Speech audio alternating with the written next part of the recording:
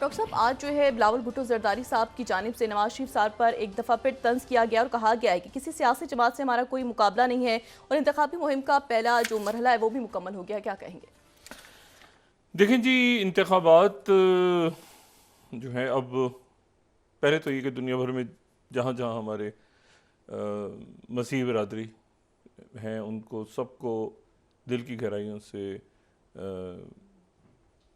Christmas ewe मुबारक। और कल जो है ये क्रिसमस मनाया जा रहा है और उनको बहुत बहुत मेरी क्रिसमस। अच्छा ये लेकिन ज़ाहिर है कि इस वक्त लोग बहुत ज़्यादा दुख में हैं जो सूरत हाल उस जगह पे, जो कि मलका रानिया ने बयान भी किया था, जॉर्डन की जो क्वीन है, कि वो जगह जहाँ हज़रत ईसा अलैहिस्सलाम की विलादत हुई थी वहाँ पे सोग है, उस पूरी सरज़मीन पे सोग है। और क्रिसमस जो है इसको जहाँ जहाँ मनाया जा रहा है दुनिया में, तो वहाँ पे लोग यकीन खुश हैं और उनको खुशियाँ मुबारक हों।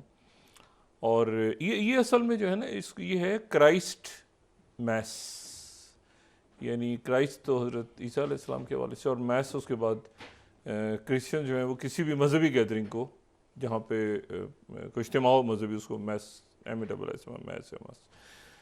तो ये क्राइस्ट मैस असल इसका जो लफ्ज़ था, तो उससे फिर ये क्रिसमस हो गया। और ये जो आज जो है क्रिसमस ईव जो है उसमें ज़ाहिर है कि जहाँ दुनिया भर में क्रिसमस मनाया जा रहा है तो वहाँ पे वो फिर सेंटा क्लॉज भी नज़र आते हैं। और सेंटा क्लॉज जो हैं ये, इनके बारे में कहा जाता है कि ये जो है ये नॉर्थ पोल पे, कुतुब शुमाली पे कहीं रहते, इनका घर है वहाँ पे। ये सारा साल जो है ये खिलौने बनाते हैं और फिर ये क्रिसमस की जो क्रिसमस ईव है वहाँ पे बच्चों के लिए खिलौने लेके आते हैं। और ये जो अच्छा, अब इसके ऊपर जो है ना बड़ा एक यानी एक तकसीम है क्रिश्चियनिटी के अंदर। जो तकसीम है वो ये है कि जो रशिया है वहाँ पे क्रिसमस 7 जनवरी को होगा।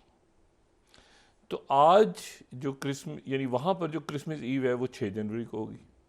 उसकी वजह यह है कि जो क्रिसमस आज जो क्रिसमस है वो मनाया जा रहा है कैथोलिक, यानी वो जो कि रोमन एम्पायर का जो मगरबी हिस्सा था, जिसको फॉल ऑफ रोमन एम्पायर, और जहाँ से फिर ज़ाहिर है कि कैथोलिक्स और प्रोटेस्टेंट्स और ये सारे अमेरिका और ये सारा, तो ये जो है ये कल होगा क्रिसमस। और जो ऑर्थोडॉक्स क्रिश्चियंस हैं दुनिया में, जो बाज़ंतीनी क्रिश्चियन, जो वो क्रिश्चियन एम्पायर जो ज़्यादा अरसे तक कायम रही और जिनके फिर जो सेंट कॉन्स्टेंटाइन ने फिर कॉन्स्टेंटिनोपल या कुस्तुनतुनिया जिसको कहते हैं, कुस्तुनतुनिया जो है वो सेंट कॉन्स्टेंटाइन से उनका नाम है। तो वहाँ पर जो है, और उसका जो मरकज़ है, एक क्रिश्चियनिटी का जो मरकज़ है जो कैथोलिक, वो तो वेटिकन सिटी है जहाँ पोप रहते हैं।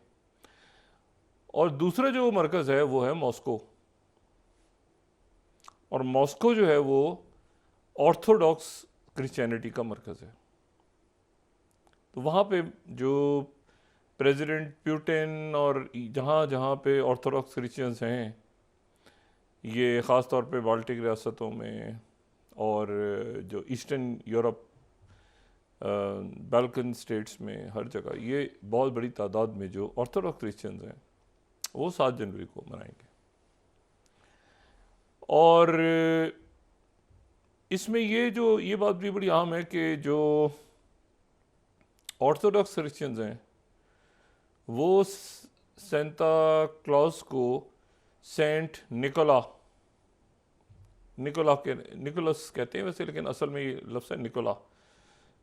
वैसे भी जो इंग्लिश में लफ्ज़ निकोलस है ना, उसको निकोला, क्योंकि इसका ग्रीक ओरिजिन है, सेंट निकोला। तो सेंट निकोला से इसको वाबस्ता करते हैं, ये जो सेंटा क्लॉज की रवायत है। लेकिन जो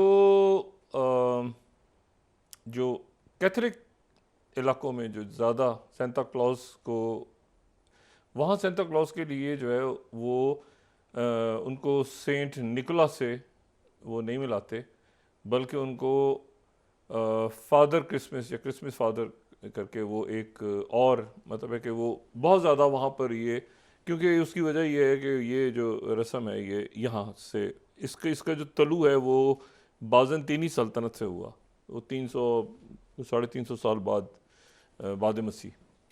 तो लेकिन ये जो स्टार्ट हुआ इसका, ये यहाँ से स्टार्ट हुआ क्रिसमस प्रॉपर जो मनाया जाने लगा।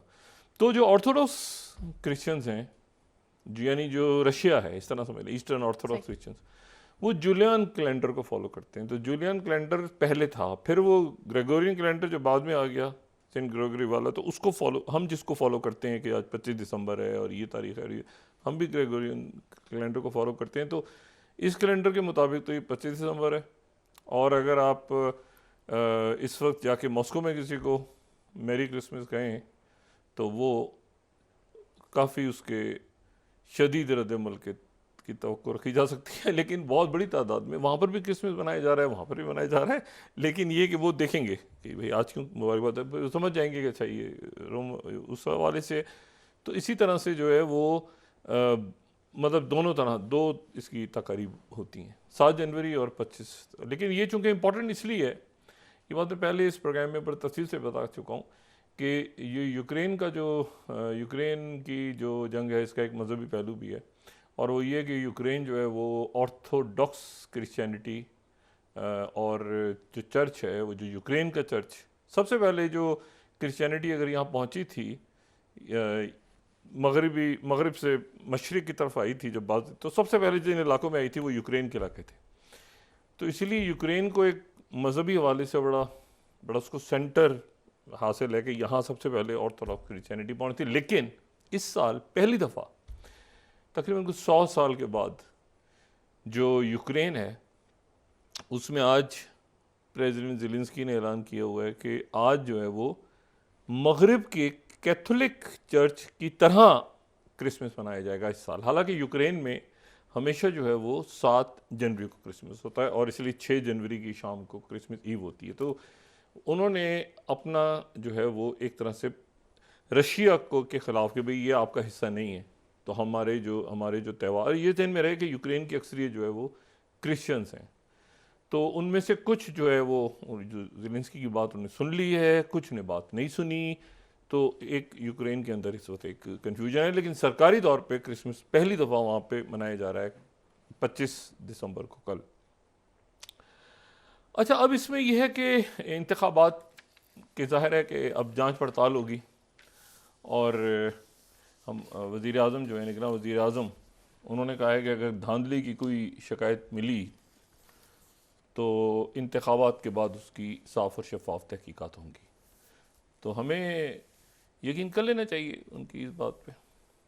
अच्छा, तो दूसरी जो बात है वो ये है कि आज फहरिस्त जारी हुई, तो अभी उसकी डिटेल्स आ रही हैं, तो कल इस बात करेंगे। लेकिन ये कि जो इलेक्शन कमीशन की लिस्ट है उसमें तहरीक इंसाफ का नाम है, बानी का नाम भी नहीं है और बल्ला भी नहीं है, तो बस तहरीक इंसाफ है, ठीक है। उसके दाएं बाएं 2 सादा जो है वो कॉलम्स हैं।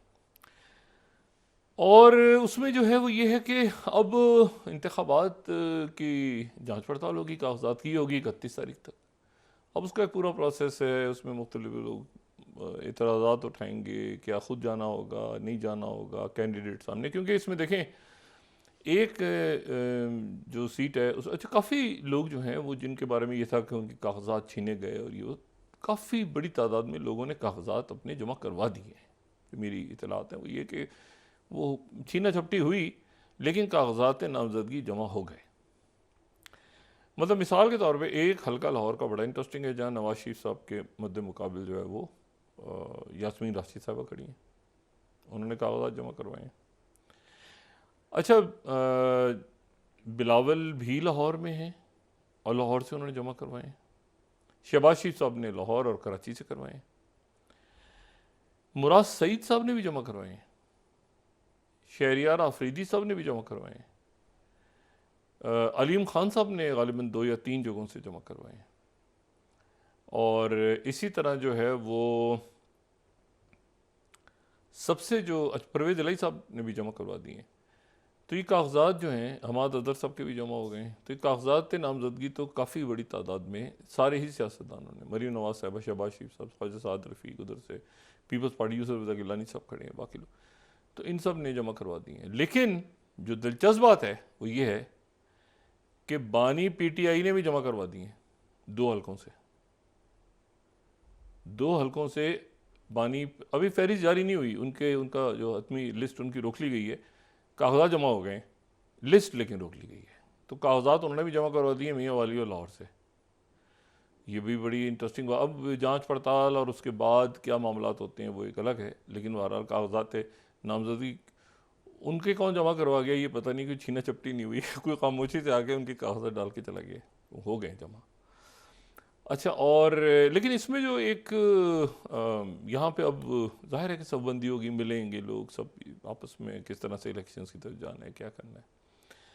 लेकिन यह है कि इसमें जो सब बंदियाँ हैं वो अभी तक क्लियर नहीं है। मिसाल के तौर पे जैसे इस्तेकाम पाकिस्तान पार्टी जो है वो तो कोई अभी तक उनकी सीट एडजस्टमेंट की बात नहीं हुई, और इसी तरह से जो मुस्लिम लीग की क़यादत है वो अभी तक, यानी ज़ाहिर है कि जो उनके सेकंड टियर के जो रहनुमा हैं साद रफ़ीक साहब और एहसन इकबाल साहब, और ये शख्सियात तो गए हैं कराची, लेकिन बाकी मियाँ साहब या मरीम नवाज साहब या बाकी शख्सियात ने अभी तक वो सिंध की तरफ नहीं गए, KP की तरफ भी गालिबा नहीं गए। तो अब वो कैसे एडजस्टमेंट्स होंगी, कौन किसके, क्योंकि इस दफ़ा तो बिल्कुल, और मैं आपको बताऊं एक बात, एक खामोश सा कुछ जगहों पे मेरी बात हुई तो खामोश सा एक इत्तेहाद बन रहा है नवाज शरीफ साहब के अगेंस्ट, मुस्लिम लीग नून के अगेंस्ट। यानी वो इस तरह से है कि मिसाल के तौर पे अगर ये, मैंने तहरीक इंसाफ के कुछ लोगों से, लॉयर से बात की, और मैंने कुछ जहांगीर तरीन साहब से, उनके से तो बात नहीं हुई मेरी, लेकिन कुछ अलीम खान साहब से भी नहीं हुई, लेकिन कुछ लोगों से मेरी जो PTI छोड़ के गए हैं उधर, उनसे मेरी बात हुई। मैंने कहा यार क्या, तो वो उन्होंने कहा कि जी ऐसा है कि अगर तो यहाँ पे खड़ा हुआ ना कोई बंदा जिसके चांसेस हुए कि वो तहरीक इंसाफ का बंदा जीत रहा है, तो वहाँ पर हो सकता है कि वो तहरीक इस्तेकाम पार्टी, और मतलब इसलिए कि वरना मतलब नून के मतलब वो इस तरह से कि जहाँ पर तहरीक इंसाफ को लगा कि उनका कमज़ोर कैंडिडेट है और नहीं जीतने जा रहा और नहीं है, और तहरीक, तो वो उधर अपना बिठा के उधर वोट डाल देंगे। यानी उन्होंने हर सूरत में PMLN को रोकना है। ये बड़ा इंटरेस्टिंग एक सिनेरियो पंजाब में डेवलप हो रहा है। वो कह रहे हैं कि इनको रोकना है। पीपल्स पार्टी की आला क़यादत तो नहीं, लेकिन इनके जो दूसरे अहम रहनुमा हैं उनसे मेरी 2-3 से बात हुई। मैंने कहा ये मुमकिन है? उनका बिल्कुल मुमकिन है, उनका बिल्कुल मुमकिन है। मुस्लिम लीग नून को रोकेंगे। इसीलिए बिलावल साहब ने आज कहा है कि बहुत जल्द नवाज शरीफ साहब कह रहे होंगे कि मुझे क्यों बुलाया पाकिस्तान, क्योंकि हम जो हैं ये, वो तो उन्होंने तो सिंध वगैरह में और बाकी इलाकों से अपने कागजात नहीं करवाए, ये या शायद करवाए हों, कल तक हम इससे बात करेंगे। लेकिन बिलावल साहब लाहौर आ गए और लाहौर से उन्होंने जमा करवा दिए। तो मसला ये है कि वो तो यहाँ पर वो उनकी मौजूदगी यहाँ पे बड़ी स्ट्रांग है, मौजूदगी है पीपल्स पार्टी की पंजाब के अंदर। मतलब अगर आप जनूबी पंजाब या बहुत से जो इलेक्टेबल्स जहांगीर तरीन साहब के, तो पीपल्स पार्टी, लेकिन मसला ये है कि सिंध में क्या जो है वो बशीर मेमन साहब, वो अच्छा वो भी कहीं आपने नोट किया, वो एक इत्तेहाद बन रहा था पीपल्स पार्टी के खिलाफ, वो भी नहीं बन रहा, वो भी अचानक ही गायब हो गया ना बनते बनते। वो तो GDA और ये सारी पीपल्स पार्टी के खिलाफ एक इत्तेहाद बन रहा था, वो इत्तेहाद अचानक कहीं रुक गया ना। तो इसमें अब जो मैंने कल भी बात की थी ना कि मुस्लिम लीग नून के को जो बिलावल ने आज बात की है ना, वो इत्तेहाद किधर गया? हो रहा था ना एक GDA और बाकी सारी पार्टियां जमा होंगी और सिंध में वो गायब हो गया।